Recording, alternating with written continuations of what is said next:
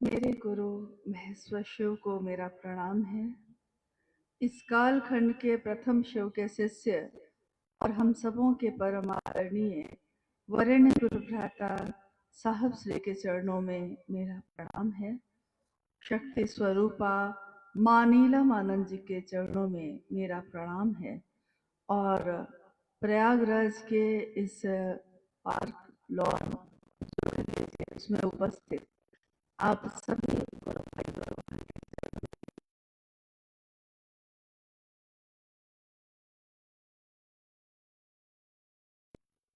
का सौभाग्य है कि उत्तर प्रदेश के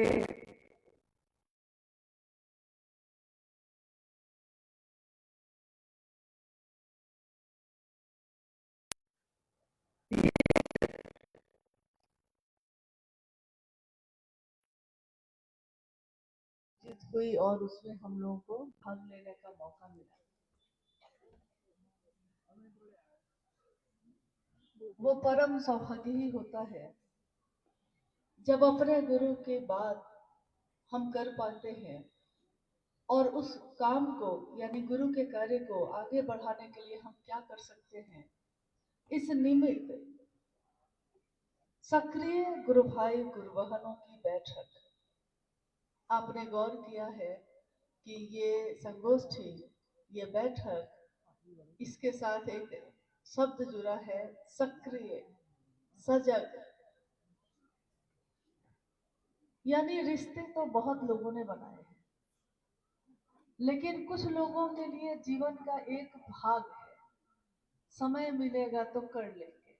यानी जीवन का एक छोटा सा भाग है कि मौका मिला तो महादेव की बात कर ली, मौका मिला तो महादेव से दया मांग ली, और मौका मिला तो महादेव को प्रणाम कर लिया। लेकिन कुछ लोगों के लिए ये जीवन है, जीवन का पल पल है। अपने जीवन के हर क्षण में, हर पल में वैसे गुरु भाई गुरु बहन भी हैं जिन्होंने महादेव की व्याप्ति लोगों के दिलों में हो, इसके लिए अपने जीवन की आहुति दी। आहुति का अर्थ ये नहीं होता कि बेकार कर दिया। आहुति का अर्थ ये होता है कि एक ऐसा अनुष्ठान, एक ऐसा यज्ञ, एक ऐसी बड़ी बात, एक महान उद्देश्य जिसकी पूर्ति के लिए जिसके पास जो क्षमता है, जिसके पास जो ताकत है, उसने अपनी सहभागिता दी। आपने सुना होगा कि जब हमारा देश भारत आजाद हुआ, उससे पहले आंदोलन हुए।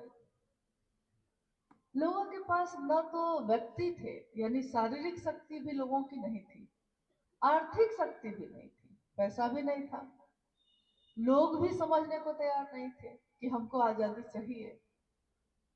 लेकिन जब धीरे धीरे यह कारवां बना, उसमें असंख्य लोगों ने अपना घर बार छोड़ा, अपनी नौकरी छोड़ी, अपने शरीर पे पड़े जेवर को भी उतार के दे दिया, और इन लाखों करोड़ों लोगों की सहभागिता के बाद ये देश आजाद हुआ। तो ये नहीं कहा जा सकता कि किसी एक व्यक्ति के कारण देश आजाद हुआ। उसी तरह जब इस देश में, इस काल में, इस स्थान में महादेव गुरु हैं, इसका शंखनाद किया साहब श्री हरिनानंद जी ने, जो इस कालखंड के प्रथम शिव के शिष्य कहलाए। इस कालखंड के, यानी ये कौन सा काल चल रहा है, तो ये कलयुग चल रहा है।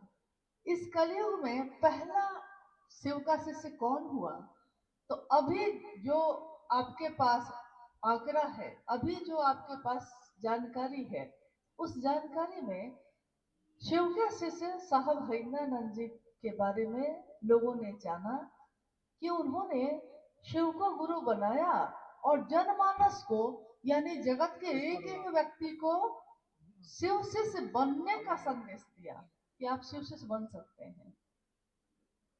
जब ये संदेश आया, ये आज से कितने वर्ष पहले की बात है, सन 1974 में साहब श्री ने बिहार का एक जिला है आरा, वही शमशान भूमि की अर्धरात्रि में उनके मन ने जो निराश था, हताश था, हारा हुआ था, उस मन में उन्होंने सोचा था कि गुरु भगवान होते हैं, लेकिन गुरु के रूप में आज तक जिसको भी पाया, शरीरधारी जितने भी गुरुओं को पाया, हर जगह धोखे हैं, छल है, ठगा जा रहा हूं। और ठगे हुए मन में जो ठगा जाता है वो फिर किसी पे विश्वास नहीं कर पाता। एक बार अगर कोई आपको ठग ले तो आप दूसरे किसी पे भी विश्वास करने से पहले सोचने लगते हैं, क्या पता ये भी सही होगा कि नहीं, ये भी तो अच्छा लग रहा है, अच्छा होगा कि नहीं। और सोचिए 14 वर्षों तक साहब श्री अनेक लोगों को उन्होंने गुरु बनाया, लेकिन हर जगह ठगे गए, छले गए। और 14 वर्षों के बाद ये घटना घटी है अर्धरात्रि में, जब उनके मन में ये विचार आया कि गुरु भगवान होते हैं। सारे लोगों ने आज तक यही कहा कि गुरु र ब्रह्मा गुरु र विष्णु गुरु र देवो महेश्वर, गुरु साक्षात पर ब्रह्म तस्मै श्री गुरुवे नमः। सारे लोग दुनिया के यही कहते हैं कि गुरु में, यानी सामने जो आपके गुरु है, उसमें ब्रह्मांडी शक्ति होती है उत्पन्न करने की, पैदा करने की। उसमें वैष्णवी शक्ति होती है, यानी आपके जीवन को चलाने की, स्थिति में रखने की। और उसमें महेश की भी शक्ति होती है, यानी लय करने की, संहार करने की। सारी शक्तियां एक गुरु में मानी गई। यहां तक कि कहा गया कि गुरु क्या होते हैं, तो ये पर ब्रह्म होते हैं, सीधे भगवान ही होते हैं। साहब श्री के मन में ठीक इसका उल्टा आया उस दिन। उनके मन ने सोचा कि जब गुरु भगवान होते हैं, भगवान गुरु क्यों नहीं है। उनके मन ने सोचा कि लोग कहते हैं गुरु शंकर रूपिणम, गुरु शंकर के रूप का होना चाहिए। साहब ने सोचा शंकर ही क्यों नहीं गुरु हो, गुरु जैसा, शंकर जैसा। जब शिव है, गुरु है, तो उसके जैसे दूसरे की तलाश में हम क्यों भटक रहे हैं। और यही सोचकर उन्होंने शिव को ही अपना गुरु बना लिया और ये सोच लिया कि आज से पहले जो भी करता था अब नहीं करूंगा। 3 शर्तें उस दिन उन्होंने अपने गुरु से बनाई। गुरु के शर्त पे शिष्य होता है, लेकिन उस दिन शिष्य ने गुरु के लिए शर्त बनाई, आप जो तस्वीर में दिखते हैं वैसे उतर के आइएगा, आपसे कुछ नहीं सीखेंगे। क्यों कहा ऐसा? क्योंकि जो तस्वीर में शिव की रूपरेखा है, जटा है, गले में नाग है, चिता का भस्म है, उस रूप में कुछ शरीरधारी लोग भी आए थे साहब के पास। और साहब ने भले भोले मन से, निश्चल मन से ये सोचा था कि ये यही तो शंकर नहीं, यही तो भगवान नहीं है। तो उन्होंने कहा कि जैसे कभी कभी किसी मेला में आप देखिएगा कि जैसे एक बहरूपिया काली का रूप लेके आ जाता है, बड़ी बड़ी जीभ लेके, बच्चे डर जाते हैं, कहने लगते हैं अपनी माँ को, माँ काली माँ आ गई। तो यानी वो काली माँ है नहीं, लेकिन उसका रूप किसी ने धारित कर लिया है, तो छला जा रहा है, कोई सामने वाला समझ नहीं पा रहा। यही बात साहब ने कही कि उस रूप में आइएगा तो मैं ठगा गया हूं, इसलिए उस रूप में आइएगा तो आपसे ज्ञान नहीं लूंगा। और आप अब खुद जो बताइएगा, जब खुद बताइएगा, लेकिन तस्वीरों वाले रूप में नहीं, जो शरीरधारी कोई भी गुरु होता है उस रूप में आइएगा तब भी नहीं। और अब पहले से जो भी किया है मैंने वो कुछ भी नहीं करूंगा, अब आप बताइएगा वही करूंगा। समय बीता, एक विचार था उस दिन, एक सोच थी उनकी, और इस सोच पे वो ठहर गए। अंतर इतना ही हुआ, हम लोग भी सोचते हैं बहुत कुछ, लेकिन हम लोग ठहरते नहीं हैं। अभी सोचिएगा कि जाए क्या, महाकुंभ का मेला लगा है, जाए क्या देखने। दूसरा कहेगा रास्ता अभी पूरा नहीं बना है, आप रुक जाइएगा। तीसरा आगे कहेगा चलिए ना, पैदल तो रास्ता है ना, आप फिर से चल पड़िएगा। यानी आपने भी बहुत चीजों का विचार किया है, लेकिन उस विचार पे आप ठहरते नहीं। ठहर जाइए तो वो गहरा हो जाता है, और गहरा होता है तो एक दिन जो विचार था, एक दिन जो सोच थी, वो भाव में बदल जाता है। साहब श्री के साथ भी ऐसा ही हुआ। जिस सोच पे वो खड़े हुए, एक दिन वो इतना गहरा हुआ कि उस सोच ने उनके मन में शिष्य का भाव ही पैदा कर दिया। और उसके ठीक एक वर्ष के बाद, 1974 के ठीक एक वर्ष बाद, सन 1975 में साविधि विधि के साथ नमः शिवाय का प्रवेश उनके जीवन में हुआ है। आपने अभी सुना भी है थोड़ी देर पहले भी, और आप जानते भी हैं, क्योंकि आपने साहब और दीदी के जीवन के बारे में जरूर पूछा होगा किसी न किसी से। जब हम लोग आए तो भाई परमेश्वर जी आपसे बात कर रहे थे, वो अपने अनुभूति बता रहे थे। उन्होंने कहा कि जिस दिन मैंने सुना ये, तो मैं सिंहेश्वर भी गया ये पता करने कि सचमुच में ये घटना हुई थी कि नहीं। क्या सचमुच में उस समय जो मजिस्ट्रेट थे साहब हरिंदानंद जी इस मंदिर में आए थे?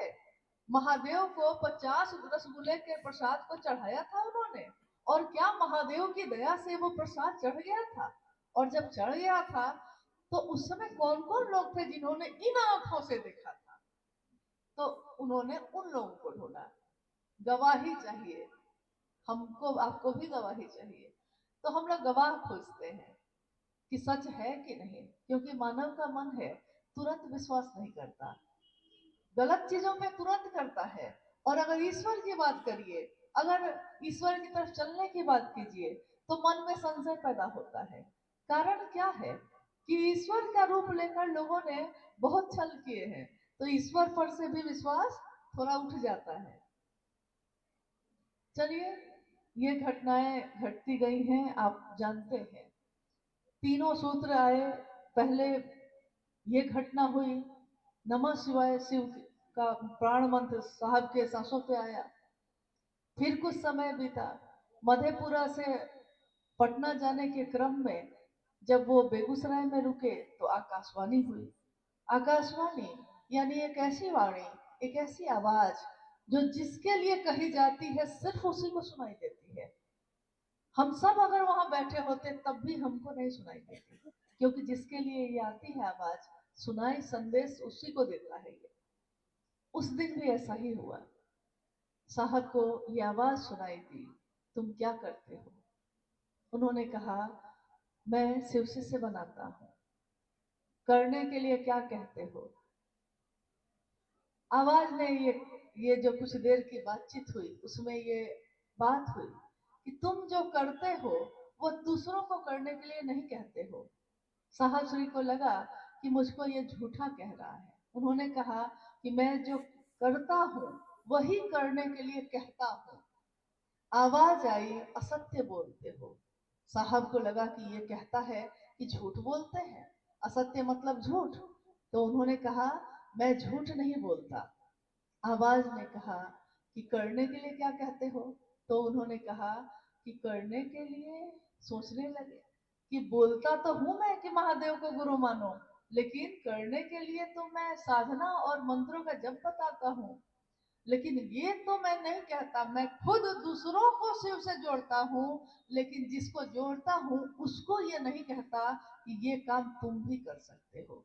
गुरु के आदेश में बल होता है। गुरु जो आदेश दे देते हैं उसी में उनकी ताकत काम करने लगती है। और उस दिन गुरु का आदेश यही आया कि जो तुम करते हो दूसरों को करने के लिए कहना। फिर 1980 के दशक की बात है ये। सोचिए तो आज से कितने साल पहले। आज है 2024, और 1982 में उन्होंने पहली बार कमरे से बाहर शिव की चर्चा शुरू की मधेपुरा में। 40 साल लगभग हो गए, 40 साल से भी ज्यादा इस बात को हो चुके हैं। जब उन्होंने लोगों से, क्योंकि इस बात को हमको समझना जरूरी है, हम सभी शिव के शिष्य हैं, और हम जाकर गांव में, शहर में, हर जगह अपने गुरु के नाम का दिया जलाते हैं, अपने गुरु के नाम का बिया रोपते हैं किसी के हृदय में, ताकि उसके अंदर भी शिव भाव जग जाए, शिष्य का भाव प्रकट हो जाए। हमको यह जानना जरूरी है कि साहब के जीवन में जब ये सारी घटनाएं हुई तो क्या उस समय साहब ने अपना नाम हर जगह लिखना शुरू कर दिया था? क्या लोगों को ये पता था कि ये बात कहने वाले कौन है?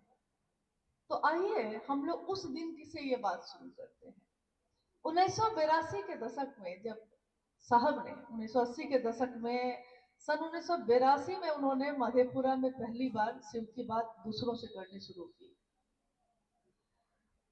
2 लोग जुड़े, 4 लोग जुड़े, 10, 20, 30। जब पहली बार आपके यहाँ हुआ होगा तो आपके यहाँ भी शुरू में कुछ लोग जुड़े होंगे, फिर 100 तक गई होगी संख्या, फिर 500, 1000, 2000, 5000 गई होगी ये संख्या, यानी संख्या तो बढ़ती गई होगी।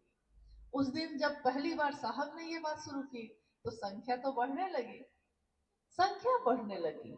अब जब कुछ लोग हो गए, 50-100 लोग हो गए, तो साहब ने कहा कि ये बात अब दूसरों से भी करनी चाहिए, और गुरु का आदेश भी तब तक आ गया। 1982 में, 1986 में गुरु का आदेश भी आ गया। तो गुरु के आदेश के आने के बाद तो शिष्य का मन और बलशाली हो जाता है कि गुरु का ही आदेश है, अब तो मुझको यही करना है। उन्होंने उन लोगों से ये बात कही जो उनसे उस समय जुड़े थे, शिव की बात सुन रहे थे और शिष्य बने हुए थे। साहब श्री ने उन लोगों से कहा कि हम लोगों को अपने गुरु का संदेश दूसरों तक भी पहुंचाना चाहिए। तो किसी दिशा में इनको भेजा, किसी दिशा में उनको भेजा। जो जाए वो अपने तरफ से कुछ जोड़ के बात बता के आ जाए। जैसे साहब ने कहा कि मैं कहता 3, तो सामने वाला जाकर कहा आता 3.5। नहीं, हाँ, या तो 2.25, या तो कुछ घटा देता, या तो कुछ बढ़ा देता। साहब ने कहा कि मैं इस मानसिकता को समझता था, क्योंकि आदमी का ये स्वभाव है कि अगर वो अपनी तरफ से कुछ नहीं जोड़ेगा, घटाएगा, तो उसको लगेगा कि मैंने क्या किया, ये तो जो साहब ने कहा उसी बात को ना हम किए, तो मेरा इसमें क्या हुआ। इसलिए वो कुछ न कुछ घटाता, कुछ न कुछ बढ़ाता।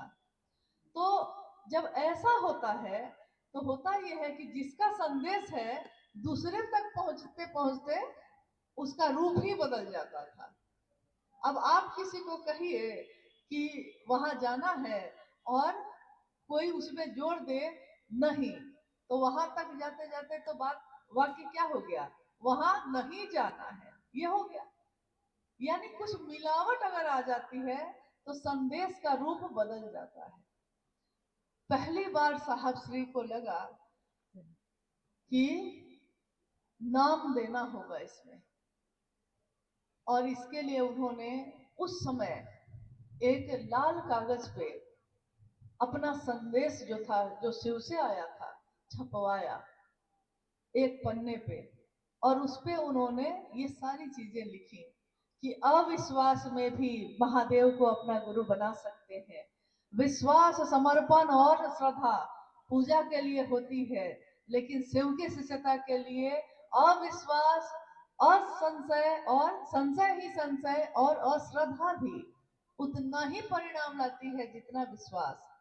इस तरह के संदेश को साहब ने एक कागज पर छपवाया और उसके नीचे लिखा हरिंद्रानंद।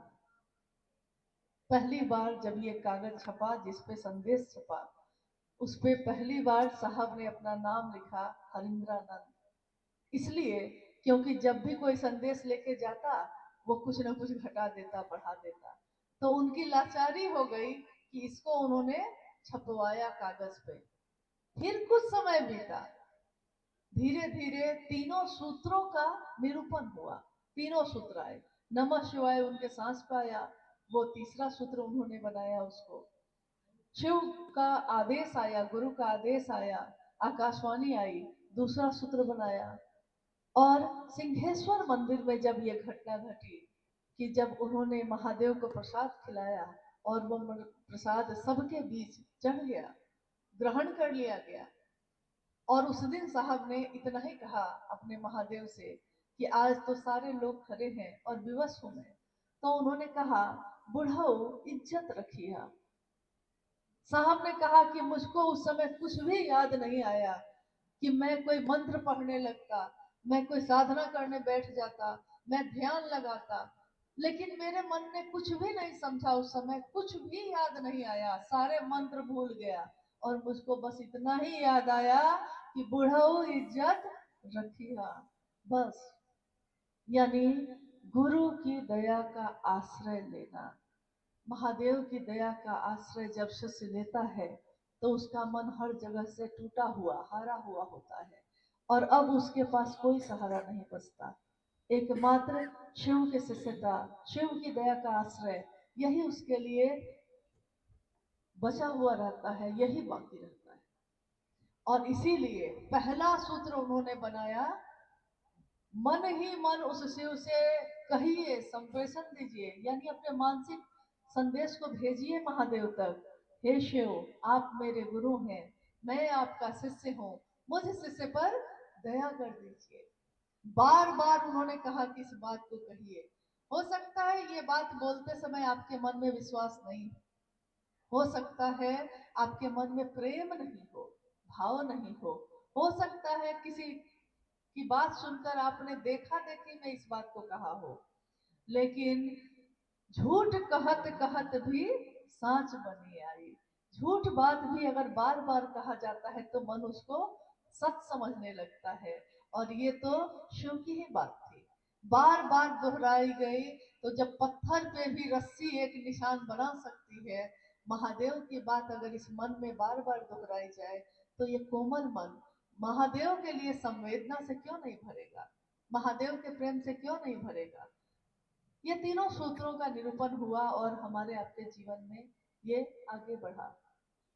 सन 1990 में साहब श्री ने एक छोटी सी किताब जिसका नाम उन्होंने लिखा शिष्यानुभूति, वो लिखी गई, 1990 में छपवाई गई। कुछ ऐसी बातें हैं शिव को गुरु बनाने में और शिव का शिष्य बनने में जो आज तक की सारी मान्यताओं से, आज तक के इतिहास में अध्यात्म की धरती पे जो जो हुआ उसमें और शिव की शिष्यता को इन सब से परे करती है, इन सब से अलग करती है। और वो बात क्या है? वो ये है कि शिष्य ने अपनी अनुभूति लिखी है कागज पे।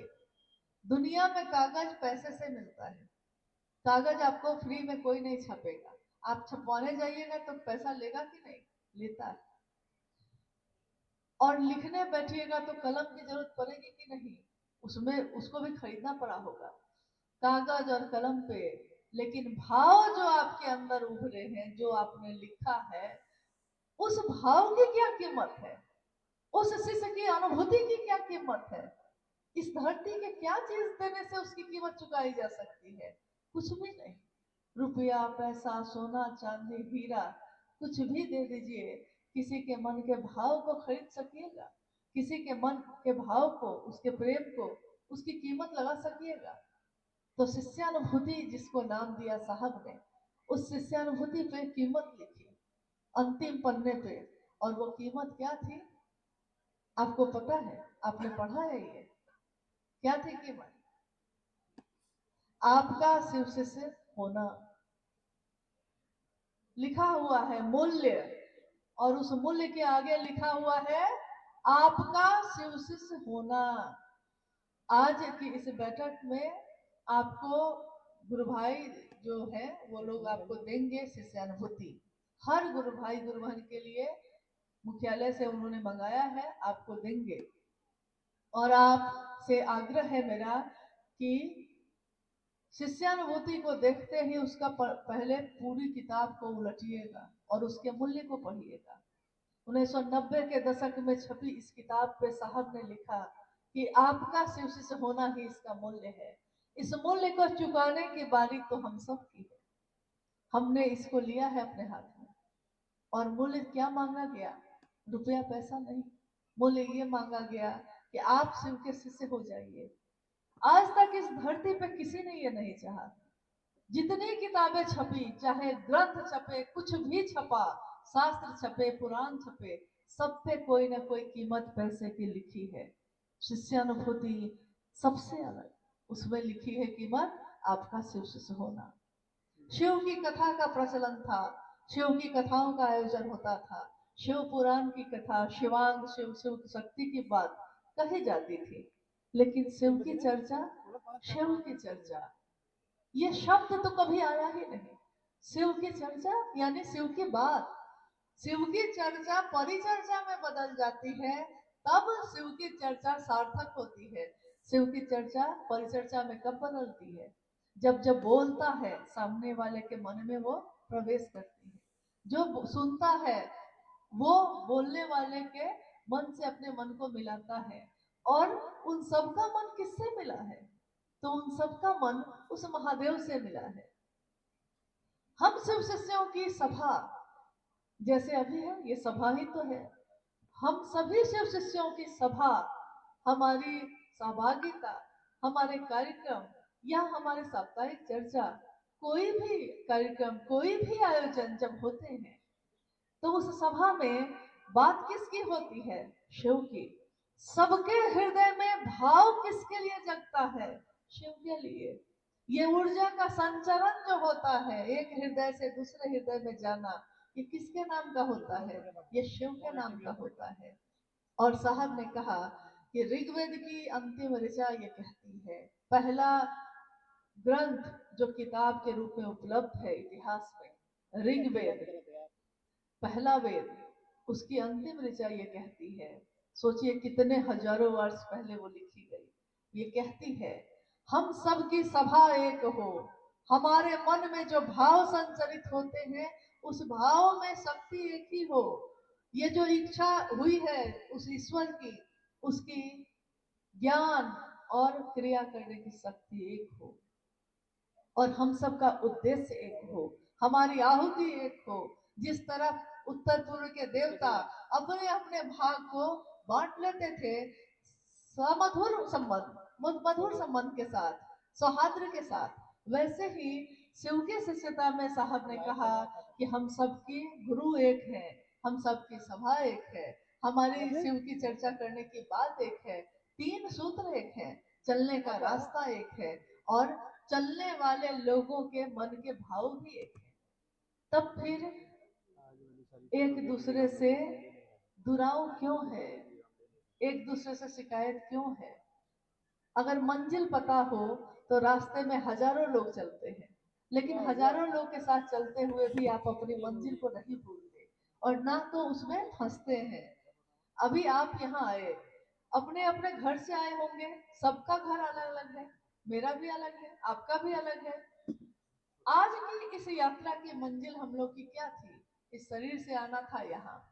हम भी अपने घर से आए, आप सब भी अपने अपने घर से आए, लेकिन आप घर से चले भी होंगे, हम भी चले होंगे, तो हमारे मन में क्या भाव था? महादेव की बात के लिए जा रहे हैं, महादेव के काम के लिए जा रहे हैं। हम भी यही कहते हैं, आप भी यही कहते हैं, हम यहाँ आए भी इसी बात के लिए, लौटेंगे तब भी यही भाव हृदय में लेके जाएंगे, आप भी यही लेके जाइएगा। सब अलग अलग अपनी अपनी यात्रा में आए और सब अपनी यात्रा में लौटेंगे, एक साथ एक जगह जुटे हैं, लेकिन आए भी तो अपनी यात्रा, गए भी तो अपनी ही, बैठे हैं तो अपनी यात्रा है हम सब की। भीड़ में रहते हुए हर आदमी ने, हर व्यक्ति ने ये कहा है, हे शिव आप मेरे गुरु हैं, मेरे, आप होंगे सबके, लेकिन जब तक मेरे नहीं हैं हम आपके लिए क्यों कुछ करेंगे? हे शिव आप मेरे गुरु हैं और मैं आपका शिष्य हूं। इस पंक्ति पे साहब श्री ने कितनी बार इसकी व्याख्या की और कहा कि ये जो पंक्ति है ये कहती है बहुत कुछ, सिखाती है बहुत कुछ, लेकिन हम ध्यान नहीं देते। हम लोग सोचते हैं सुनने में एक जैसा ही लगता है, हे शिव आप मेरे गुरु हैं, इसमें भारी कौन है? इतने दूर के बात में भारी कौन है? आप मेरी बहन हैं, भारी कौन है? हम, क्योंकि मैं कह रहा हूं कि आप मेरे हैं। तो जब हम ये कहते हैं किसी को कि आप मेरे हैं, तो मेरे मन में उस समय भाव होता है कि आप मेरे हैं मतलब मेरे अनुसार आपको चलना है। लेकिन जैसे ही हम शब्द बदलते हैं और हम कहते हैं मैं आपका हूं, तुरंत भाव बदलते हैं। आप मेरे हैं तो मेरे अनुसार चलना है आपको, और मैं आपका हूं मतलब अब आपका आदेश के अनुसार हम चलेंगे। हे शिव, आप मेरे गुरु हैं। और तुरंत शिष्य कहता है, मैं आपका शिष्य हूँ। यानी अब गुरु का जो आदेश है उसके अनुसार शिष्य चलेगा। और दया गुरु किस पे करेंगे? तो शिष्य पे करेंगे। पति किसी का कौन होगा? जो पत्नी होगी उसकी। जो पत्नी का भाव दे रही है उसी का ना पति होगा। जो पुत्र का भाव दे रहा है उसी की ना माता होगी। माँ का भाव तो उसी को मिलेगा जो पुत्र के भाव में खड़ा होगा। पुत्र है और पुत्र का भाव भूल गया है, तो माँ का भाव इधर से जा रहा है। माता कभी कुमाता नहीं होती, माँ का भाव जा रहा है, लेकिन पुत्र का भाव ही सो गया। तो जा जो रहा है वो जाएगा कहाँ, किसके पास? गुरु भाव, शिव की अनुग्रह शक्ति, यानी शिव की जीव से शिव बनाने की जो शक्ति है गुरु भाव कहलाती है। अनुग्रह शक्ति गुरु भाव कहलाती है। गुरु भाव सतत प्रवाहित है। शिव के साथ ये तो चल ही रहा है, दया चल रही है, लेकिन इधर शिष्य भाव ही जागृत नहीं होगा तो गुरु की दया आएगी किसके पास? शिष्य भाव होना चाहिए ना। तो शिष्य भाव के जागरण के लिए, स्व स्फूर्त जागरण के लिए पहला सूत्र है, यानी आपके दिल में ये जग जाए कि शिव मेरा है, बार बार जगे ये शिव मेरा है, मैं इसका हूं, मुझको करना है। तो ये पहला सूत्र उसके लिए नींव का काम करता है। आज सबके हाथ में मोबाइल फोन है। आपके भी हाथ में होगा, सबके पास है। नहीं, आपके पास नहीं है? वाह, बड़े आश्चर्य की बात है, बहुत सुखी इंसान है। खैर, सबके पास मोबाइल है। अच्छा, आप लोगों के पास है, ठीक है। एक बात बताइए, आज का जो मोबाइल है उसमें रेडियो भी बजता है, यानी गाना भी सुन सकते हैं ना। यूट्यूब पे गाना सुन लीजिए। उससे फोटो खींचना चाहिए तो कैमरा के बदला में फोटो भी खींच सकते हैं। वीडियो कैमरा के बदले में वीडियो भी कर सकते हैं। नहीं, किसी को संदेश चिट्ठी भेजना हो तो उसके लिए भी आप कागज की या डाकिया की जरूरत नहीं है। मोबाइल से या तो फोन कर लीजिए या मैसेज भेज दीजिए या फिर वॉइस यानी बोल के भेज दीजिए। एक मोबाइल में सब कुछ आप कर सकते हैं, लेकिन जिसने आपको दिया उसमें पासवर्ड लगा हुआ है। आपके हाथ में मोबाइल फोन गया है, लेकिन उस मोबाइल फोन में पासवर्ड लगा हुआ है। पासवर्ड आपको नहीं मालूम। अब उस मोबाइल से आप सब कुछ कर सकते थे, लेकिन पासवर्ड नहीं मालूम है, तो क्या कर पाइएगा बताइए? और पासवर्ड मालूम होगा तो क्या क्या कर सकिएगा? जितनी चीजें हैं सब कर सकिएगा। शिव शिष्यता का पासवर्ड क्या है? मतलब इस रास्ते पे आगे बढ़ने के लिए सारे दरवाजे खुलते चले जाएं, अध्यात्म कुछ सब कुछ समझ में आ जाए, शिव की दया हम में उतर जाए, इसके लिए साहब ने कहा कि शिष्यता में भी पासवर्ड है बाबू। और बिना उसको खोले हुए आगे बढ़ोगे तो शिव की चर्चा मस्तिष्क की उपज होगी, यानी दिमाग से आपने सुंदर सुंदर बात कही है, लेकिन आपके दिल से वो बात नहीं निकली है। तो शिव की चर्चा अगर मस्तिष्क से निकलेगी तो वो सिर्फ सुंदर संभाषण होगी, लेकिन अगर हृदय से निकलेगी तो दूसरे के दिल तक पहुंचेगी, उसके हृदय में प्रवेश करेगी, क्योंकि यह दिल का मामला है। पहला सूत्र ही उन्होंने कहा, शिव से दया मांगना। शिव की दया हो तो क्या नहीं उपलब्ध है आपको। शिव की दया हो तो किम न सिद्धते भूतले। उस शिव की दया से आपको दुनिया में आप क्या चाहते हैं, भोग मोक्ष क्या चाहते हैं, सब कुछ उपलब्ध है। लेकिन इसका पासवर्ड है शिव से दया मांगना। शिव से दया नहीं मांगेंगे तो आगे का रास्ता, आगे मोबाइल और फोन और वीडियो नहीं हो सकेगा। तो इसीलिए उन्होंने कहा कि ये नींव है और इस नींव पे ही ये इमारत खड़ी होती है। नींव अगर मजबूत होगी, इमारत मजबूत होगी, और नींव कमजोर तो उस पर जो दीवारें आपने खड़ी की हैं कुछ समय के बाद वो गिर जाती हैं। आपने देखा होगा कुछ गुरु भाई गुरु बहन हम लोग के बीच ऐसे होते ही हैं जो सालों से शिव को अपना गुरु बना के चले, बहुत अच्छा काम किए, खूब महादेव की बात किए, और कुछ समय के बाद सो गए। कुछ समय के बाद आप कहते हैं अमुक गुरु भाई बड़ा चलते थे, अब एकदम नहीं जाते हैं महादेव के काम में। वो गुरु बहाना बहुत चलती थी, अब कहती हैं बहाना कर देती है, नहीं जाना चाहती हैं। कारण क्या हुआ है? शिव चर्चा तो उन्होंने खूब की, लेकिन शिव से दया नहीं मांगी, और शिव को प्रणाम करने के मानसिक अवस्था में, वो भाव के अवस्था में, भाव प्रणाम करने की अवस्था में नहीं आए।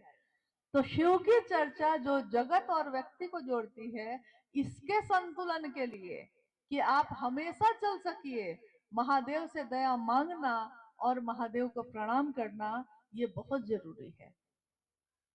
इसलिए आप लोग से अनुरोध है कि तीनों सूत्र करिएगा। अगर तीनों सूत्र जरूरी नहीं होता तो क्या साहब ने इसको दिया होता? कभी नहीं दिया होता। वो उतना ही देंगे जितने की जरूरत है। डॉक्टर उतना ही देता है जितने में बीमारी ठीक हो जाए।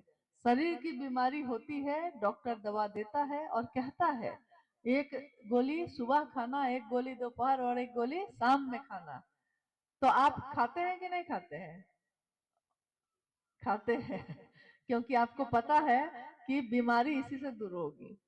तो हमारे मन में जो बीमारियां पैदा होती हैं, जगत है ना, जगत की गंदगी तो शामिल होगी, तो मेरे मन में शामिल नहीं हो। गंदगी है चारों तरफ, लेकिन मेरे मन में प्रवेश नहीं करे, इसके लिए हमको महादेव से दया मांगने की बहुत जरूरत है। दया मांगते ही रहिएगा। ये मत सोचिएगा कि एक बार मांग लिए तो हो तो गया अगले 10 साल के लिए, ऐसा नहीं होता है। ईश्वर प्राप्ति का कोई भी काम, चाहे वो दया मांगना हो, चाहे मंत्रों का जप हो, शिव को प्रणाम करने के विधा हो, नमः शिवाय का सहारा लेना हो, ईश्वर प्राप्ति के लिए किया हुआ कोई भी काम जीवन भर चलता है। और ये श्रम साध्य नहीं होता, इसमें ताकत नहीं लगती है, इसमें बस महादेव की दया लगती है। साहब श्री ने कहा कि अध्यात्म, शिव के शिष्यों के लिए अध्यात्म हवा की लाल, हवा मिठाई जो होती है ना, लाल और मीठी होती है, देखने में खूबसूरत, और खाइए तो मीठी, लेकिन उसमें देखने में इतनी बड़ी। लाल मिठाई खाए हैं देखने में इतनी बड़ी, लेकिन जब पकड़िए तो लगता है कि अरे कुछ भी तो वजन रहता है इसमें, कुछ भी वजन नहीं। वही है अध्यात्म, वही है शिव की शिष्यता। ये कोई भारी चीज नहीं है, ये बहुत हल्की है, मीठी है और सुंदर है। आइए हम लोग कुछ जिज्ञासा अगर आई है तो उस पर भी बात करें। आप में से भी कोई कुछ पूछना चाहते हैं तो जरूर पूछिए। हम लोग कोई विद्वान नहीं है, लेकिन जितना भर साहब श्री से सुना है, माँ नीलमानंद जी से सुना है, उतना भर बताने की कोशिश कर सकते हैं। जिज्ञासा है कि शरीरी गुरु को अपना गुरु बना लिया है, तो क्या महादेव को गुरु बनाना जरूरी है?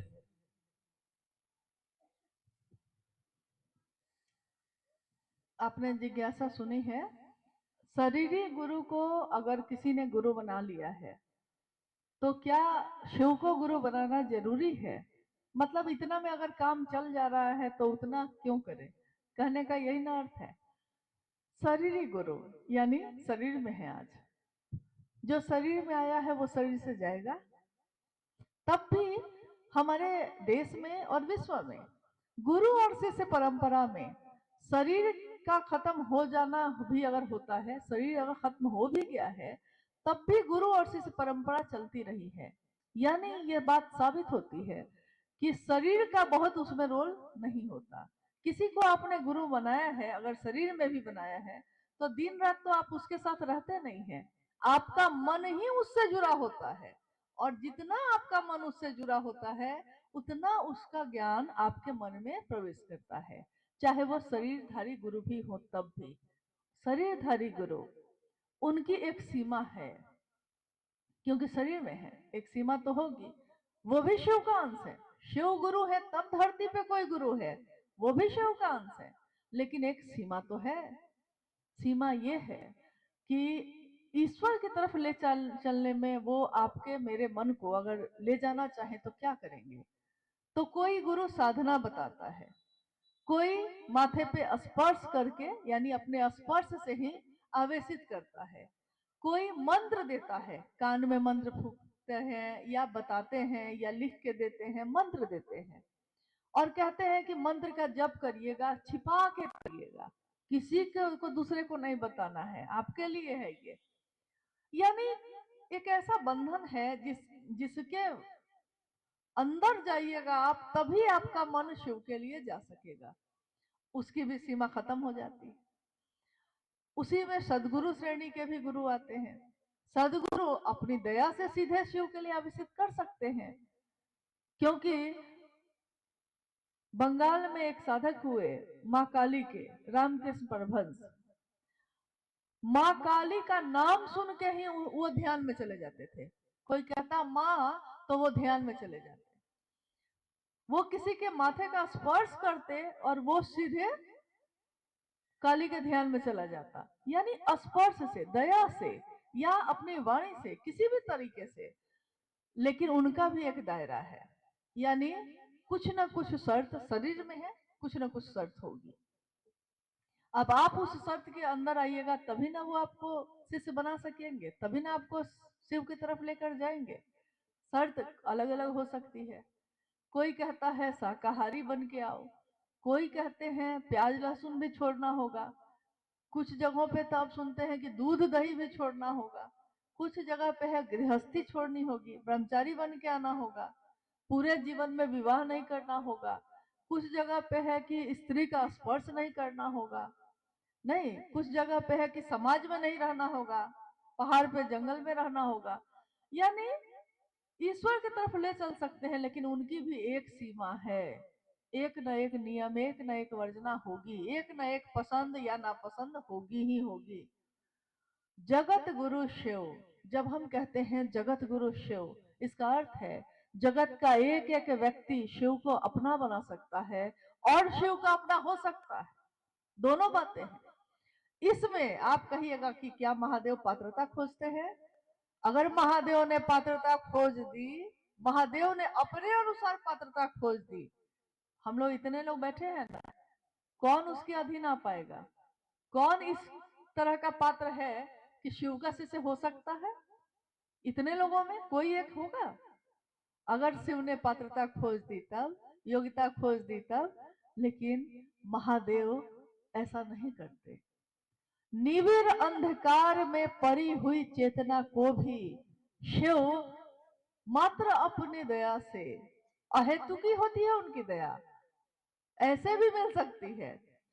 सिद्धि मांगने से मिलेगी और नहीं तो सिद्धि, बड़ी सिद्धियां तो दे दी जाती हैं, मांगी भी नहीं जाती, वो दे दी जाती हैं, मिल सकती है। निविड़ अंधकार में रो रो नरक, यानी ऐसा कुछ किया है हमने, इतना पाप किया है, इतने पापाचरण में रहे हैं कि रो रो नरक के भागी हैं हम अगर, यानी करोड़ों नरक मिलेगा, ऐसा भी पाप किया है हमने अगर, तो रो रो नरक के भागी को भी निखार देंगे शंभु, ए उरगुर के बलजा गलहार लेंगे शंभु। एक शंभु ही है जो जहर रखने वाले को भी गले से लगाने का कलेजा रखते हैं। एक शंभु ही है, एक शिव ही है जो निविड़ अंधकार में परी चेतना को भी सीधे शिव बनाने की बात रखते हैं, यानी वो कर सकते हैं। जो आपके भाग्य में नहीं है, जो किसी ने नहीं लिखा है और कोई दे भी नहीं सकता है, वो भी अगर कोई दे सकता है तो शिव ही दे सकते हैं, बाकी कोई नहीं दे सकता। इसलिए शरीरधारी गुरु को तो आपने बनाया है, लेकिन अगर आपके पास महादेव उपलब्ध हो तो आप क्या करिएगा? इस बारे में साहब ने एक छोटी सी घटना बताई। उन्होंने कहा एक बच्चे का जन्म हुआ, तो वो बच्चा जो अपने माँ के गोद में था, अब उसके हाथ में क्या पकड़ाया कि वो हाथ से छोड़ ही नहीं रहा था, छोड़ ही नहीं रहा था। मुट्ठी जो बंद थी उसकी, तो मुट्ठी खुलती ही नहीं थी।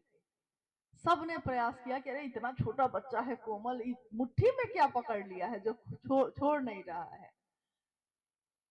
सब कोई आके बोले, बच्चा छोटा है, गोद में है, जबरदस्ती करेंगे तो हाथ में चोट लग जाएगी, लेकिन वो मुट्ठी अपने नहीं खोल रहा। तो वहीं एक व्यक्ति थे, उनको क्या समझ में आया, उन्होंने कहा कि रुकिए जरा, मैं भी कोशिश करता हूँ। उन्होंने अपने गले में जो चेन थी ना, बड़ी सी सोने की चेन उन्होंने पहनी थी, उस चेन को उतारा और बच्चे के सामने, उसके हाथ के सामने ऐसे ऐसे लहराया। बच्चा ने, जो जिसकी हाथ एकदम बंधी हुई थी, अचानक उसने मुट्ठी खोली और चेन को पकड़ लिया। मुट्ठी में क्या था? मुट्ठी में माँ ने जो अंगूठी ऐसे पकड़ी थी ना, तो उसके हाथ में अंगूठी पकड़ा गई थी, तो अंगूठी को ही पकड़ लिया था। लेकिन जब चेन सामने आया तो हाथ से अंगूठी छोड़ा और चेन को पकड़ लिया। तो साहब ने कहा कि जब बड़ी चीजें आ जाए तो छोटी चीजें छूट जाती हैं। नहीं, महादेव ही गुरु जब मिल जाएंगे तो, महादेव गुरु है तो सम्मान तो सबका करेंगे, झुकेंगे सबके लिए, प्रणाम तो सबको करेंगे, लेकिन ये मन, ये दिल तो महादेव के लिए ही रहेगा। तो मेरा कहना है कि शरीरधारी गुरु को बनाया है आपने, तो कोई गुरु इस बात से खुश होगा, अगर वो गुरु है तो इस बात से उसको आनंद आएगा कि आप भी उस ईश्वर की तरफ गए। आखिर गुरु भी तो आपको ईश्वर की तरफ ही लेके जाते, तो आपके शिव के शिष्य बनने से वो आह्लादित ही होगा, खुश ही होगा, अगर वो गुरु है तो।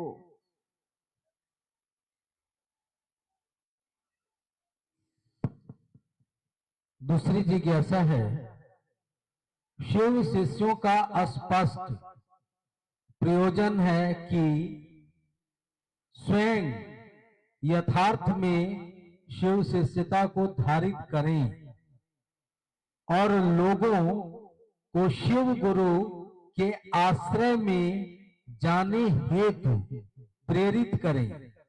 कृपया यथार्थ का अर्थ समझाया जाए। ये पूरा वाक्य का अर्थ समझाना है कि सिर्फ यथार्थ का? तो यथार्थ का अर्थ तो होता है सचमुच में, सचमुच में जो हो जाए, केवल बोली में नहीं हो। बोली में हम कहते हैं भैया, लेकिन भैया समझ नहीं रहे हैं। बोली में कहते हैं सिस्टर, सिस्टर समझ नहीं रहे हैं। तो यथार्थ यानी सचमुच में वहन समझने लगे, ऐसा हो जाए। तो वाक्य पूरा ये है कि शिव के शिष्यता यथार्थ में हम धारित कर लें, सिर्फ बोली में नहीं। यथार्थ में कैसे होगा? जितना महादेव की बात करेंगे, इसका बड़ा सरल तरीका साहब ने बताया, जितना दूसरे को समझाओगे उतना खुद समझोगे।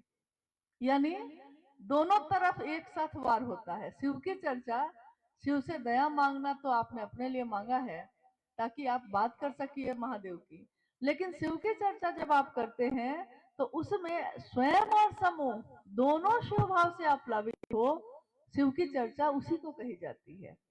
तो इसमें यथार्थ में हम बन सके, इसके लिए दूसरे को समझाइए और खुद समझिए। और आपके साथ ऐसा हुआ होगा, बहुत जगह ऐसा हुआ होगा जहां आप गए होंगे और आपसे किसी ने जिज्ञासा की होगी, कुछ पूछा होगा, बहुत सारी बातें पूछी होंगी। आप कहे होंगे कि नमः शिवाय से प्रणाम कीजिए, तो उसने कहा होगा क्यों, हम ओम नमः शिवाय से क्यों नहीं करें। आप कहिएगा कि गुरु बनाइए, क्यों, वो भगवान है, हम गुरु क्यों बनाए। और आपने महादेव से दया मांगकर पूछने वाले के हर जिज्ञासा का उत्तर दे दिया होगा। हुआ है कि नहीं? ऐसा दिया होगा, और आपने जो बोला होगा वो उसी से समझ गया। आप भी बाद में बैठ के सोचते हैं कि इसका उत्तर तो हम पढ़े नहीं थे कहीं, हम क्या समझाए उसको जो वो समझ गया।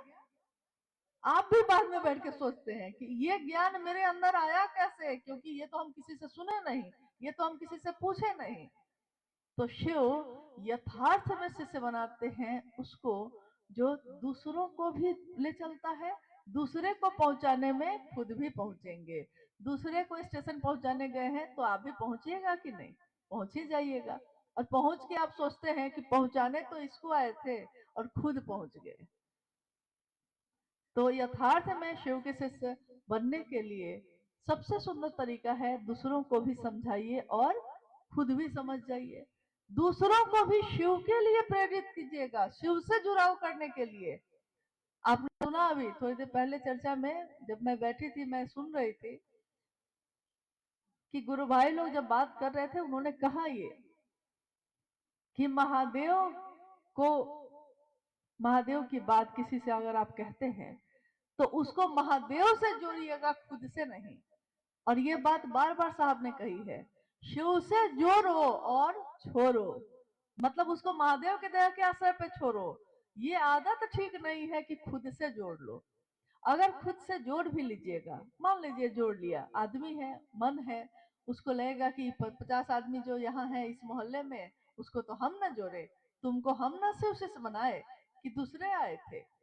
अभी आपके यहाँ आने से पहले जहाँ थे हम लोग, वहां बात आई कि एक व्यक्ति ने कहा कि साहब हरिंद्रानंद जी आए थे क्या, दीदी नीलम आनंद आई थी यहाँ तुमको बताने, हम आए थे तो हम ना तुम्हारे गुरु हुए। वहां के लोगों को कुछ कुछ व्यक्ति ऐसे थे जिन्होंने ये कहा था। साहब हरिंद्रानंद तो नहीं आए, दीदी नीलम आनंद तो नहीं आई शरीर में, लेकिन ये बात किसकी थी? शिव को अपना बनाओ, ये तीनों सूत्र किसके थे, किसके हैं जो हम पहुंचाते हैं? तो हम माध्यम है इस बात को पहुंचाने के लिए। जैसे कोई मुझ तक आया, हम भी किसी तक पहुंचते हैं, लेकिन उसने भी मुझको महादेव के लिए छोड़ा, और मुझको भी किसी को महादेव के लिए प्रेरित करना चाहिए, खुद के लिए नहीं। और जो महादेव के लिए होगा वो आपके साथ चलेगा, वो आपसे प्रेम करेगा, क्यों नहीं करेगा? आपने उसको शिव दिया है, तो शिव को देने वाले को प्रेम क्यों नहीं करेगा, उसका सम्मान क्यों नहीं करेगा? 10 साल बाद भी अगर किसी से कोई पूछेगा उससे कि आपको शिव शिष्य किसने बनाया था, तो क्या उसके मुंह से यह नहीं निकलेगा कि अमुक भैया ने बनाया था? निकलेगा, उसका मन कृतज्ञ होगा। लेकिन हमारा कर्तव्य यह है, शिव शिष्यों का अलौकिक उद्देश्य एकमात्र यही है कि वो स्वयं में शिव की शिष्यता यथार्थ में धारित करें और दूसरों को शिव गुरु की तरफ चलने की प्रेरणा दें, प्रेरित करें, बस इतना ही।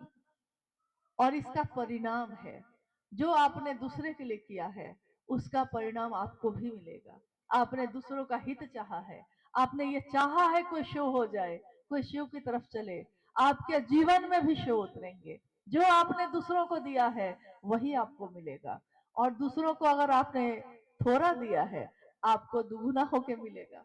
ये तो अध्यात्म का आज से नहीं, हजारों साल से गुरु रहस्य है। जो दिया है वो मिलेगा ही मिलेगा।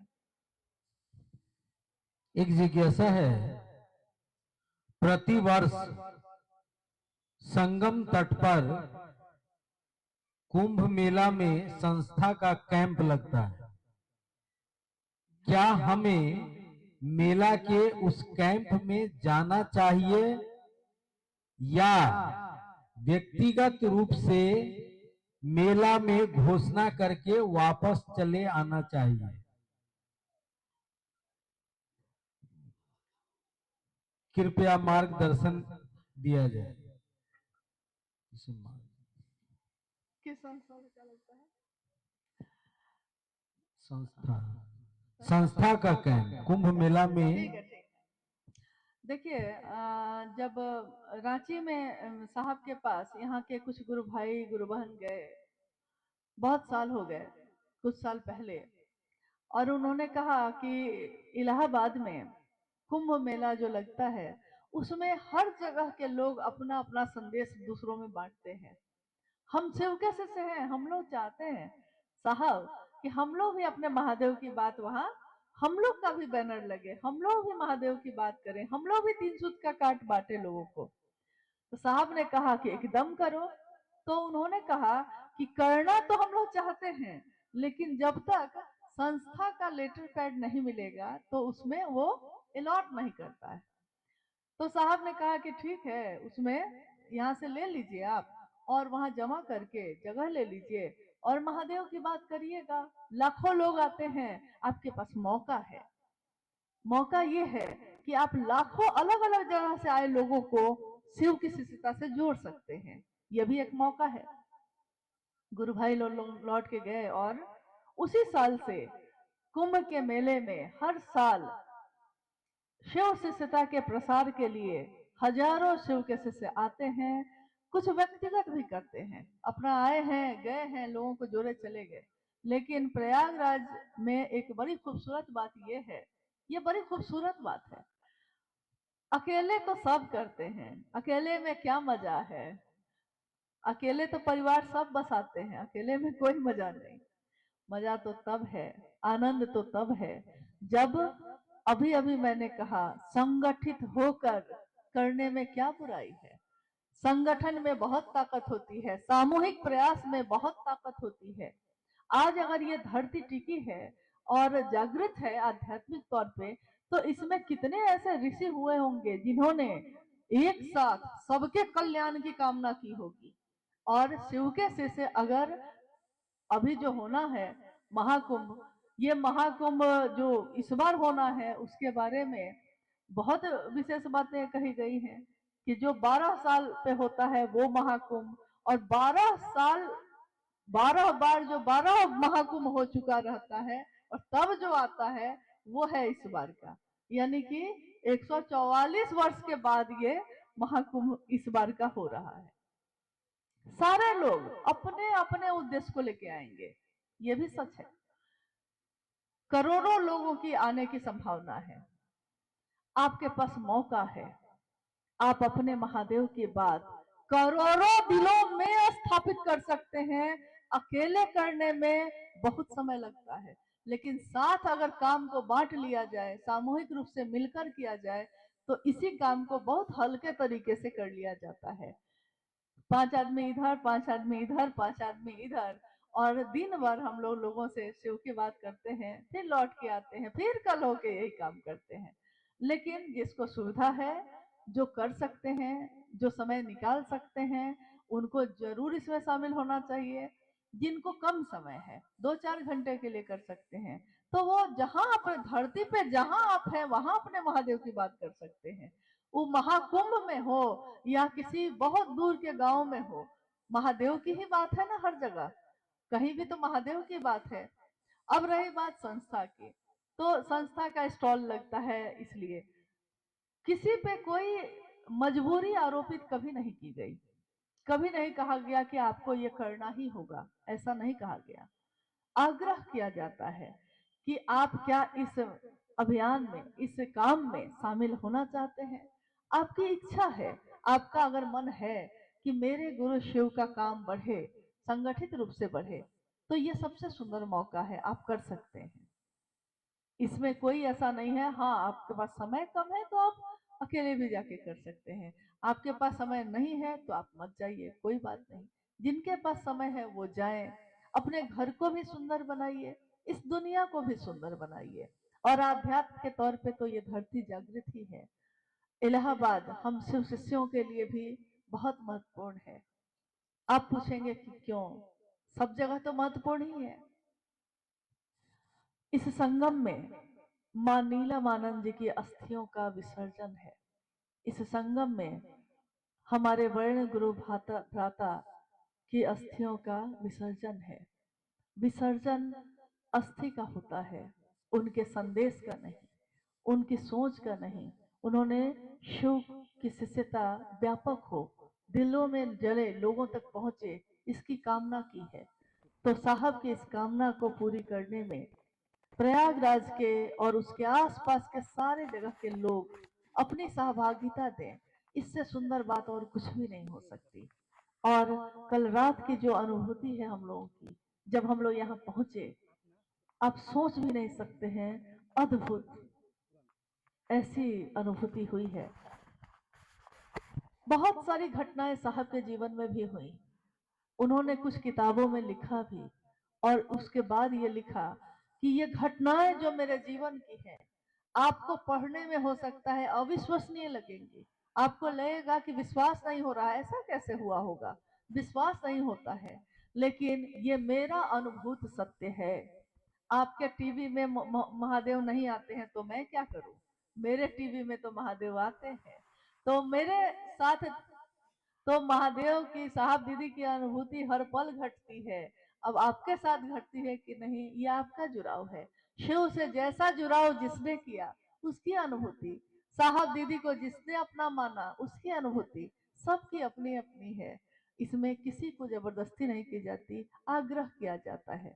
शिव के शिष्यता झुकने की विधा है, मखमल जैसा मुलायम होने की विधा है, ये मन के पिघलने की विधा है। मन पिघलता है, घुल जाता है अपने महादेव के लिए। जितना हम इसमें समय लगाते हैं ये सोचने में, दूसरों की समीक्षा करने में, वैसा क्यों होगा, ऐसा क्यों होगा, उतना अगर हम सकारात्मक हो जाएं, सकारात्मक होकर उस काम को करने में अपना योगदान दें, तो वो काम कितना सुंदर हो सकता है। और मुझको नहीं लगता कि आप में से किसी को इस काम में शामिल होने में दिक्कत है। क्या दिक्कत है किसी को? जितना भर होगा, महादेव का काम निर्बल सामर्थ्य के लोगों ने किया है। यहाँ बड़े बड़े लोग नहीं आए थे महादेव की व्याप्ति करने।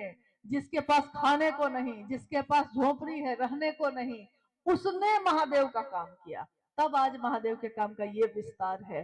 वो वैसे लोग नहीं थे जिनकी चकाचौंध थी इस धरती पे, नहीं थी।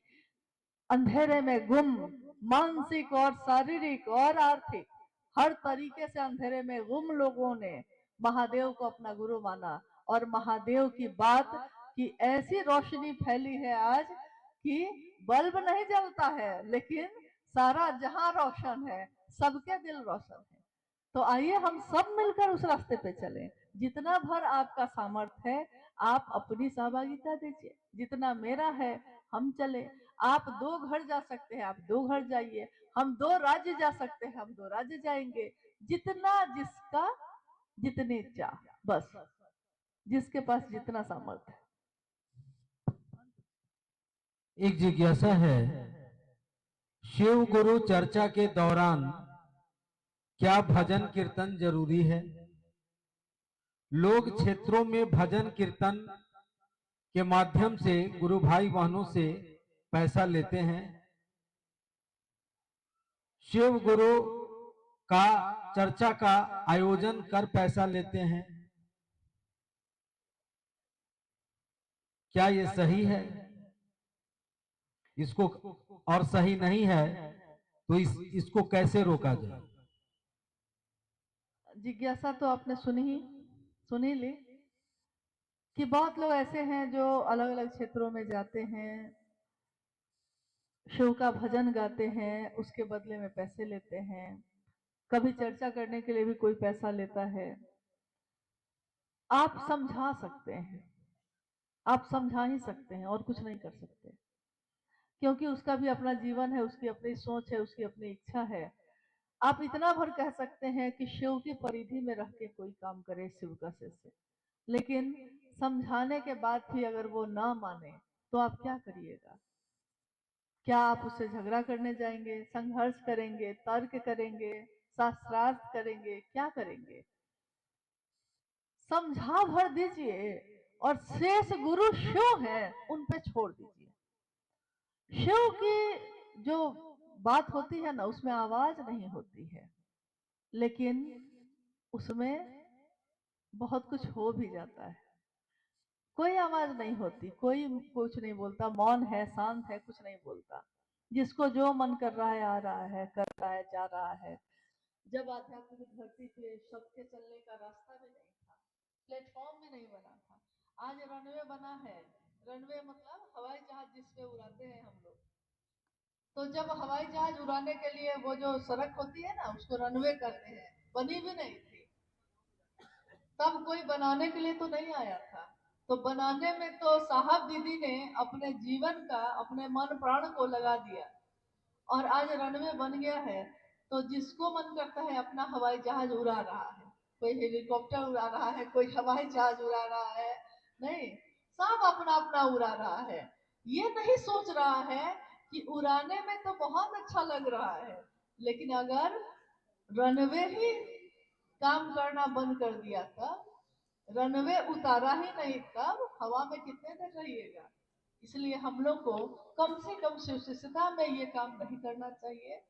देखिए, रही बात भजन की या कीर्तन की, तो कीर्तन करना या भजन करना गलत नहीं है, लेकिन किस स्थान पे कर रहे हैं और कितना कर रहे हैं, ये तो सोचना होगा आपको। हर काम हर जगह पे तो नहीं करते। गए हैं डॉक्टर को दिखाने, वहां तो आप कहिएगा कि नहीं हम तो नृत्य करेंगे, हम तो नाचेंगे, तो डॉक्टर कहेगा तब बाहर जाइए, यहाँ नाचने की जगह नहीं है। नहीं कहेगा कि नहीं। आप रेलवे स्टेशन पे गए हैं और पकड़ना है ट्रेन, और बैठ के आप सबको जमा करके वहां गाने लगिएगा, तो आके रेलवे के पुलिस जो है आके कहेगी कि भाई साहब ये करना है तो अच्छी बात है, लेकिन करना है तो चले जाइए वहां, प्लेटफॉर्म को खाली करिए। कानून है, नियम है। तो बात क्या है कि जगह कहाँ है शिव की चर्चा में। शिव की चर्चा का मतलब ही होता है शिव की बात, शिव की चर्चा कर रहे हैं हम।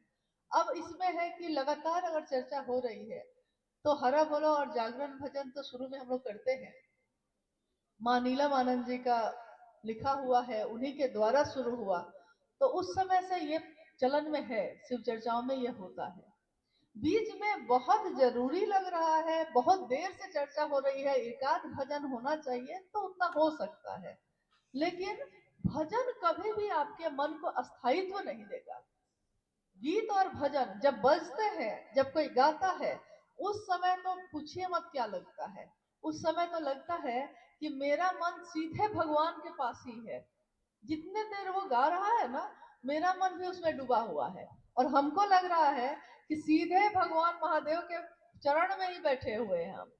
लेकिन जैसे ही गीत खत्म होता है और मन लगता है कि तेजी से फिर से धरती पे उतर जाता है, तुरंत कहते हैं चलो चलो घर, बहुत देर हो गई। अभी अभी तो मन भगवान के पास था, अभी तुरंत उतर के चला गया। इसी को कहा गया है शमशान का वैराग्य। यानी वैराग्य पैदा होता है, जैसे शमशान में किसी के शरीर को जलता देखिए तो लगेगा कि जीवन में तो कुछ नहीं है, बेकार है, क्यों हाय हाय कर रहे हैं, क्यों हम इतना रुपया पैसा जमीन जायदाद घर परिवार कर रहे हैं, कुछ नहीं रखा है। देखिए तो परिवार के लोग ही तो लाए, जलाए, चले गए, जिलेबी खा रहे हैं बाहर बैठ के। उस समय लगता है, और लगता है कि एकदम वैराग्य पैदा हो गया मन में, लगता है कि कुछ नहीं रखा है, अब से हम इस सब में नहीं करेंगे। लेकिन देखिए कुछ ही देर के बाद आप ही जाके चाय पी रहे हैं, आप ही जाके घर के सारे चीज को देखने लगते हैं कि बहुत पूरा दिन तो उधर ही बीत गया, चलिए अब इधर वाला काम अब संभाल लें। तुरंत तुरंत जो वैराग्य पैदा हुआ था, वो जैसे ही उसकी परिधि से बाहर गए, वैराग्य खत्म, यानी अस्थायित्व नहीं है। भजन में, गीत में अच्छा लगता है, मन को महादेव की तरफ ले भी जाता है, लेकिन क्षणिक है ये। गए थे कि तुरंत नीचे उतर भी गए। शिव की चर्चा क्या करती है? शिव की चर्चा अस्थाई से भाव लाती है। जितनी बात हम महादेव की करते हैं उतना मेरा मन समझता है, जितना हम महादेव से दया मांगते हैं उतना मेरा मन उन्हीं की याद में डूबा रहता है। अब पता ही नहीं चलता मेरा मन महादेव के पास है कि महादेव ही मेरा मन है, ये समझ में ही नहीं आता है, क्योंकि मन में तो अब पल पल हर क्षण महादेव रहते ही हैं। देखिए शिव की चर्चा ने आपके जीवन में उस शिव को अस्थाई बनाया है और आपके मन को मजबूत किया है। मानसिक बल अगर मजबूत होता है, शरीर भी मजबूत होता है, और उसका जुड़ाव अगर आध्यात्मिक जगत से हो, तो आध्यात्मिक जगत से अगर आप मजबूत हैं तो मन भी मजबूत और शरीर भी मजबूत। मन मजबूत होता है तो क्या होता है? तो मन मजबूत होता है तो हम कहते हैं कि मन चंगा तो कठौती में गंगा। यानी मन की बात है, आज से नहीं हजारों साल से यही बात कही गई है कि मन की बात है ये। तेरा मन दर्पण कहलाए, भले बुरे सारे कर्मों को देखे और दिखाए, तेरा मन दर्पण कहलाए। आपका मन ही दर्पण कहलाता है। अभी अभी जो मैंने बात कही आपको कि किसी व्यक्ति ने आने समय यात्रा में जो बोला, वो पहली बार मुझसे मिला था कल, और उसने, जिसने उससे ये कहा कि साहब तो नहीं आए थे ना तुमको बताने, दीदी तो नहीं आए थे बताने तुमको, मैं आया था ना तुमको बताने, तो मैं ना गुरु हूँ। उस व्यक्ति को उसने, जिससे उसने कहा था, उसी समय छोड़ दिया, और मुझसे तो बाद में भेंट हुई है, और मुझको उसने ये कहा कि मैंने उसी समय उस व्यक्ति को छोड़ दिया। ये मुझको लगा कि जिसने ये कह दिया कि साहब और दीदी तो नहीं आए थे तुम्हारे पास, अब उसके साथ गुजारा नहीं हो सकता। तो जब तक मुझको कहता है, इनको कहता है गुजारा हो सकता है, लेकिन महादेव और साहब दीदी तक कोई जाएगा तब गुजारा हम लोग का नहीं हो सकता है। नहीं तो देखिए, उसका मन दर्पण कहलाया कि नहीं, उसका मन दर्पण था कि नहीं, वो तो कभी मिला नहीं, मुख्यालय आया नहीं कभी, साहब से भी भेंट नहीं है कभी, लेकिन उसके मन ने समझा दिया कि ये आदमी जो बोल रहा है वो ठीक नहीं बोल रहा है, कुछ गड़बड़ है भाई इसमें, इसलिए उसने तो तुरंत निर्णय ले लिया, खुद ही साथ छोड़ दिया। अब आप कहिएगा कि हम समझाते, अरे उसका मन ही है उसके पास समझाने के लिए, और उसके मन ने समझा दिया।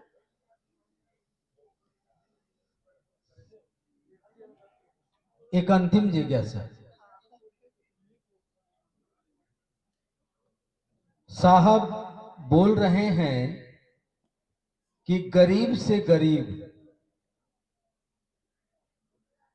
मरुस्थल में रहने वाला व्यक्ति शिव को गुरु मानता है तो वह मेरे कलेजे का टुकड़ा है, उसके और मेरे बीच कोई नहीं है, कृपया इस विषय को समझाइए।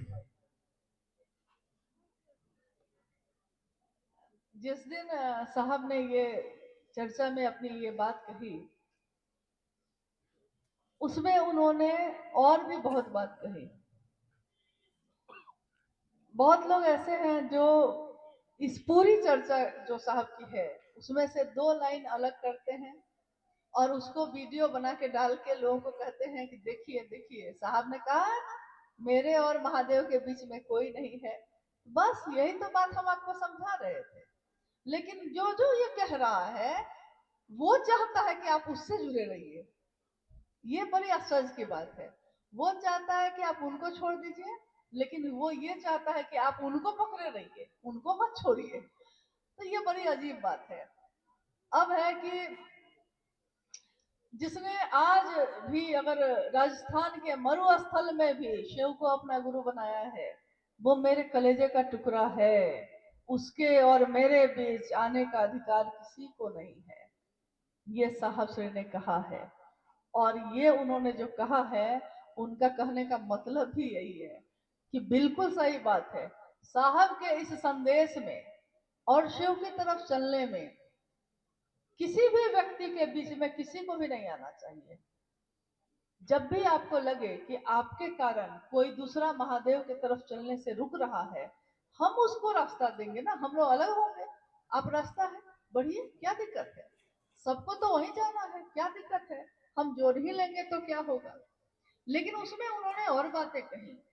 उन्होंने ये चर्चा की थी, उस समय तीनों संस्था जो बनी हुई है हम लोग की, जो 2007 में ही गठित हुई थी, शिवशिष्य परिवार, शिवशिष्य हरिनारायण फाउंडेशन, वैश्विक शिवशिष्य परिवार, ये तीनों चीजें जब बनी थी, उसके कुछ समय के बाद एक बैठक में साहब ने ये बात कही कि कोई किसी पद पे हो, कोई कुछ भी हो, संयोजक है, अध्यक्ष है, उपाध्यक्ष है, कोई कुछ भी हो, लेकिन वो मेरे और किसी गुरु भाई गुरुवान के बीच में आने का अधिकार उसको नहीं है। ये बिल्कुल सही बात है। और ये उन्होंने कहा कि संस्थाएं बनाई गई हैं ये व्यवस्था के लिए। किस व्यवस्था के लिए? इस व्यवस्था के लिए कि वो गुरु भाई गुरुवानों के गुरु कार्य को करने में मदद करे, सहयोग करे। जैसे यहाँ हुआ कि जब आप जाएंगे तो आपको वो अलॉट नहीं करेंगे जगह, क्योंकि वो एक व्यक्ति को अलॉट नहीं करते। हाँ, अगर आपकी संस्था रजिस्टर्ड है तो उसने बड़ी आसानी से कर दिया, क्योंकि सरकार में जिस देश में आप रहते हैं, अब आप कहिएगा कि नहीं हमको इससे क्या मतलब है, तो ये कह सकते हैं आप, लेकिन आप ये उस समय नहीं कहते जब सरकार का ही कानून है कि आधार कार्ड आपको बनवाना पड़ेगा। तो आधार कार्ड देने में आपको कोई दिक्कत होती है? कोई दिक्कत नहीं। कोई पूछता है आधार कार्ड है तो आप तुरंत दिखाते हैं, यानी इस देश के नागरिक हैं आप। इस देश के नागरिक हैं तो इस देश का कानून शरीर में तो चलेगा आपके ऊपर। अध्यात्म की दुनिया में आप जगत स्तर पे घूम आइए, कोई दिक्कत नहीं है, लेकिन शरीर से अगर आप इस देश में घूमेंगे तो देश का कानून आप पे लागू होगा कि नहीं होगा? होगा।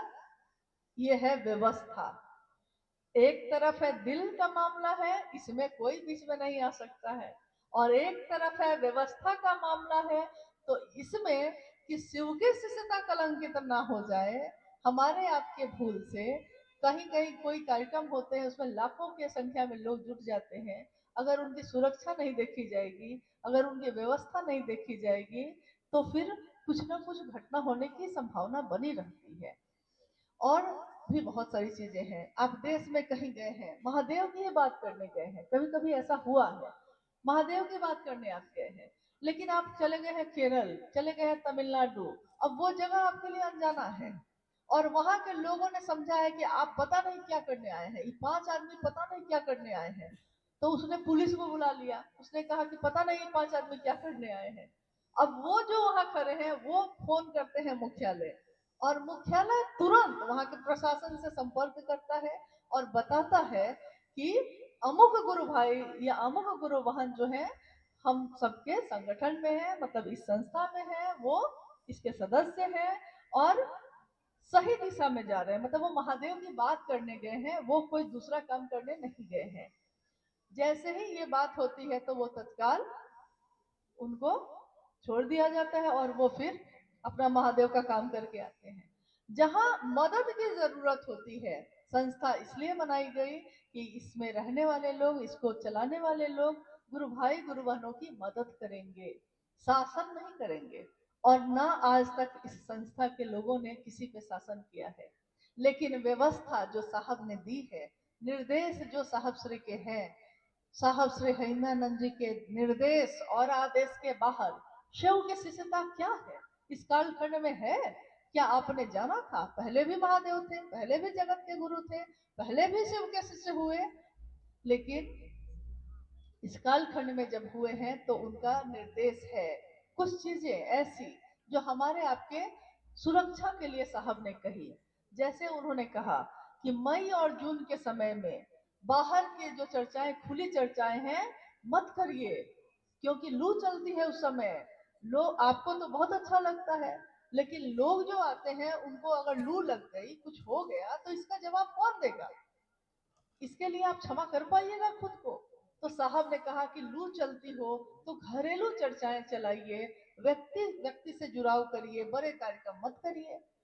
उन्होंने कहा कि पहले कम लोग थे, घर में रहते थे, तो रात में भी चर्चा होती थी। फिर उन्होंने कहा कि संख्या अब बहुत ज्यादा बढ़ गई है और गुरु बहनों की उपस्थिति बहुत ज्यादा होती है उसमें। तो गुरु बहनों की उपस्थिति जहां बहुत ज्यादा होती है, वहां उनकी सुरक्षा और व्यवस्था, क्योंकि घर भी चला रही हैं और महादेव का काम भी कर रही हैं, गुरु भाई जो है वो अपने परिवार को भी देख रहे हैं और महादेव के काम को भी देख रहे हैं, अपने व्यापार को भी देख रहे हैं, अपनी नौकरी को भी देख रहे हैं, तो संतुलन में लेके चलिएगा ना, एक दिन का काम तो नहीं है। उन्होंने कहा कि किसी हाल में दीवा काल में ही कोई भी कार्यक्रम किए जाए, किसी हालत में रात्रि 8 बजे से पहले लोग अपने घरों को लौट जाएं, ताकि वो सुरक्षित रहें। अब आप कहिएगा कि हम इस बात को नहीं मानेंगे, तो ये संस्थागत ऐसे निर्देश हैं जो साहब श्री के द्वारा जारी किए गए।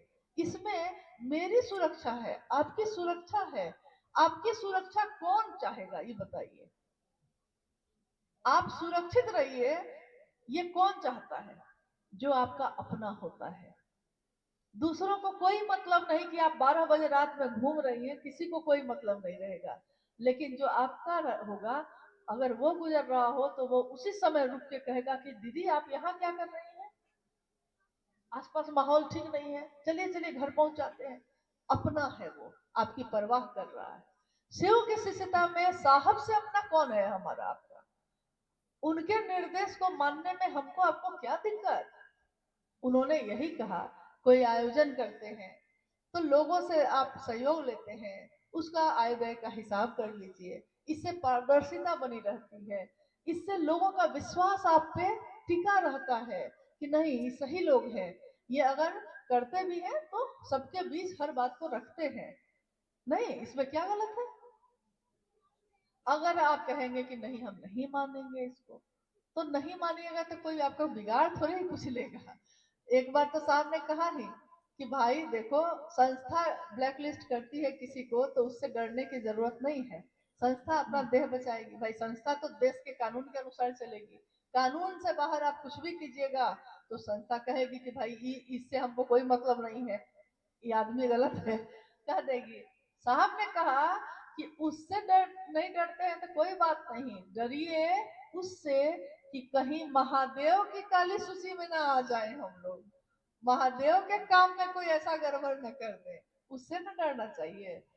तो हाँ, उससे भी डरिए, डरने की बात नहीं है। देखिए, जो महादेव से जुड़ा है वो कभी भी गलत काम नहीं करेगा, और जो साहब और दीदी के संकल्प पे चल रहा है वो उनके दिए हुए निर्देश को मानने में उसको कोई दिक्कत नहीं होती है, खुशी खुशी मानता है, क्या दिक्कत है। हम भी उन्हीं के अधीन हैं, हम भी उसी व्यवस्था के अंग हैं, आप भी उसी व्यवस्था के अंग हैं। सब तो वही है, कोई एक घर को संभालता है, कोई 10 घर को संभालता है, अंतर बस इतना ही है। कोई एक मोहल्ला को संभालता है, कोई पूरे राज्य को संभालता है, अंतर तो इतना ही है, लेकिन काम तो सबका एक ही है। चलिए, आज की ये जो बैठक है, ये संगोष्ठी जो हमारे गुरु शिव को समर्पित है, साहब दीदी को समर्पित है, इसमें आप सब आए हैं, हम लोग को भी मौका मिला बात करने का, और उम्मीद करते हैं कि आज की इस बातचीत से और परिवारजन ही हो हमारा, और हमारा मन जो संशय में है फंसा हुआ उससे मुक्त हो, महादेव की दिशा में हम सब चले। और आने वाला जो ये वक्त है आपका प्रयागराज का, इसमें इस आध्यात्मिक भूमि पे करोड़ों लोगों की उपस्थिति हो रही है, होने वाली है। अध्यात्म का और सामाजिक सौहार्द्रता का अद्भुत मिलन है शिव की शिष्यता।